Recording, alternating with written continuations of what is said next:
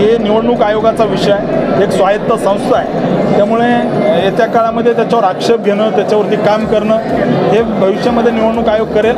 आमचे कार्यकर्ते त्यांच्या निदर्शनास आणून देतील. भाऊ, तुम्ही असं म्हटलं भाषणामध्ये की हरल्यावर लाजू नये आणि जिंकल्यावर माजू नये, हा नेमका टोला कोणाला आहे? नाही, हा एकंदरीत एक वाक्यप्रचार आहे आणि तो मी माझ्यासाठी लागू केला की हरल्यावर लाजू नये आणि जिंकल्यावर माजू नये. तो माझ्यासाठी होता आणि ज्यांनी समझने वालों को इशारा काफी है.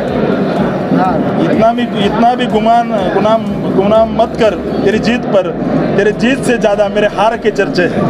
हेच मी विरोधकांना सांगू इच्छितो. आणि सर, तुम्ही असंही म्हटलं त्यांचा 45 वर्षांचा राजकीय इतिहास पाहिला असता, काम केलेलं आहे, तर बघू ते काम करतील की नाही, असं का ते काम होणार नाही? कारण खासदार झाल्यापासून स्टंटबाजी सुरू आहे. सोलापूरकर पाहताय.